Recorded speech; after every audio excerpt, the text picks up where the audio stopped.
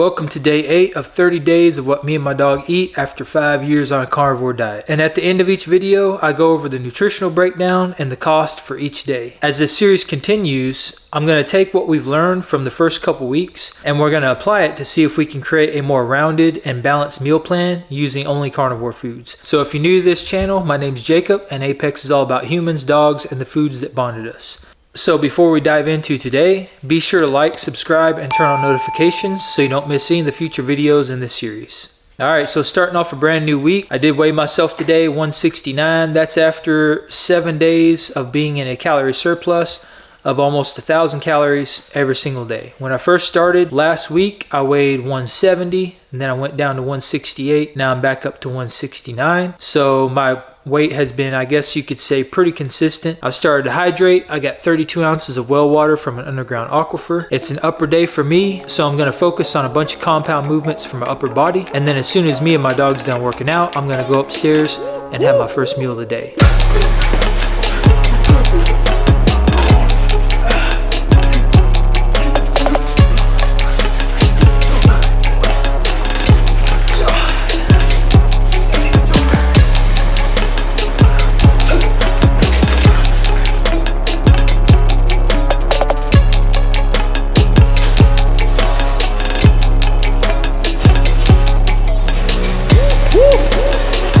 Alright, my Monday morning workout is done. Now it's time to grub out. I'm keeping it super simple as usual. So here's what we have on the menu for breakfast. So it looks like we have right at 16 ounces of local ground beef. This is 75-25. Now I'm trying to save a little time this morning, so I'm just going to cook this in the cast iron skillet. And I have some bone broth, about a pint, that I'm going to heat up. And I'm just going to add my burger, my ground beef, straight into that bone broth once it's heated up.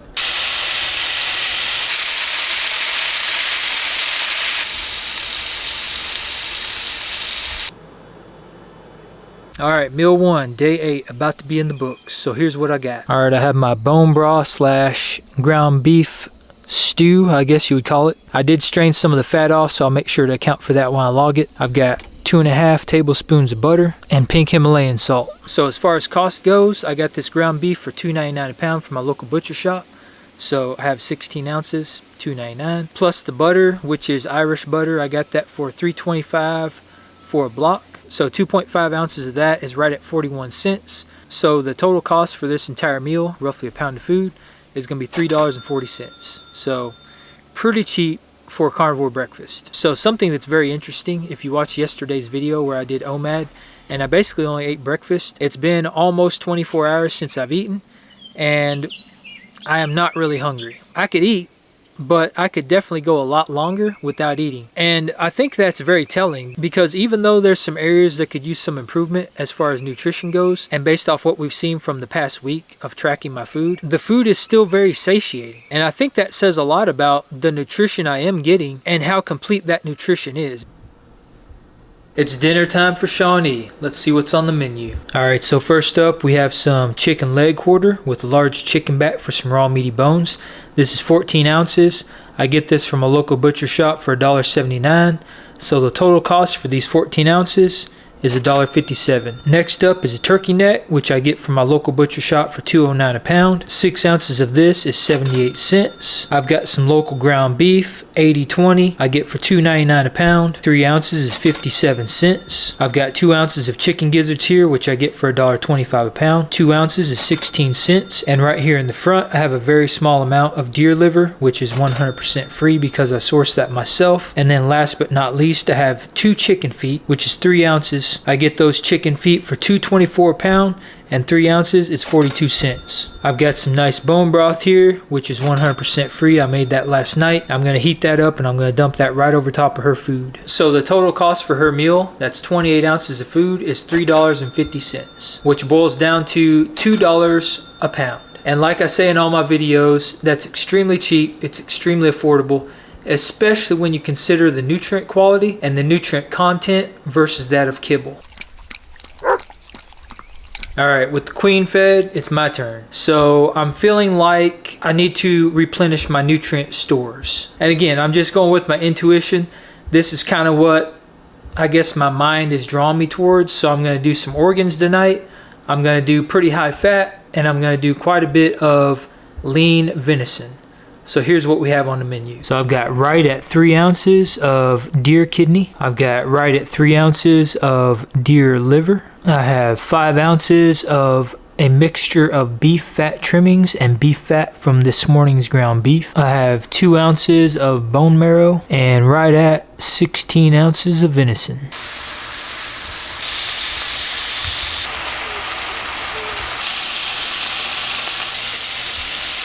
All right, dinner is served. So I have my venison cooked in beef fat, and then this bowl right here is all of my beef fat trimmings, my beef fat, my liver and kidney is all in here. So I'm really looking forward to digging into this meal. But before I do, let's talk about cost.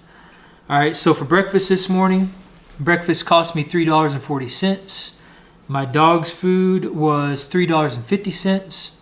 This meal with everything here, because the venison I sourced myself, the kidney and liver I sourced myself. So really the only thing I'm paying for here is the beef fat, which I get for $3.29 a pound from a local butcher shop, and the bone marrow, which I get for $2.82 a pound. I actually got that from a local grocery store. So the total cost for that bone marrow, I just counted 2 bones out of the 8 I had in there, is 91 cents.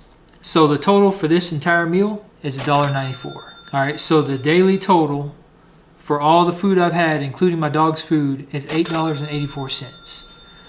So again, pretty consistently, I'm eating carnivore for under $10 a day, which is very, very affordable. There's not many other diets I know of, because I've tried a lot of them, that you can eat for under $10 a day. So I'm gonna dig into this food, and as soon as I get done eating, we'll go through the nutritional breakdown for the day, which is gonna be pretty interesting because I do have a lot of organs and stuff in here today. So it's gonna be pretty neat to see how that pans out. All right, that was a heck of a good meal, and I did not finish it. So I had 13 ounces of deer is what I ended up with. And 3 ounces isn't a lot, but again, I eat very intuitively. I eat when I'm hungry, I stop when I'm full. One of the things you'll notice on the log whenever I put it on the screen up here is that the bone marrow, the only bone marrow I could find in there that had complete nutritional data, was for caribou. But with that said, let's go over the nutritional data from the day. All right, so my total calories consumed, quote unquote calories, I don't really agree with calories, but that's a topic for another day, was 3,772 calories. I was over, so I was in a calorie surplus of 656 calories. So technically speaking, if I was to eat this way consistently, I should be gaining fat, I should be gaining weight, but that's not the case. All right, my fat to protein ratio, 65% of my calories came from fat, 35% came from protein. It was a little bit more of a lean day for me, and that was mostly because of the deer. It was extremely lean. So like that food I ate should not have filled me up that fast, but the moment I add organs in there, I get topped off really fast. And I really think that has a lot to do with the nutrient density. All right, so total protein intake for the day was 309 grams. Total fat intake was 271. All right, vitamin C, only 2% vitamin C today. I think I had more vitamin C when I included chicken liver and heart is when it bumped up. Again, that's not something I'm concerned with. I could bump that up pretty easily by kind of mimicking the diet I did last week. And that's something I'll experiment with here with the next couple weeks or so when we start trying to optimize the diet. And as I've said many times before, your requirements for vitamin C goes way down when you're not consuming sugars and carbohydrates and you're just consuming meat. Iron, I got 5.5 times my RDA, which is not surprising because liver has very, very high amounts of iron in it.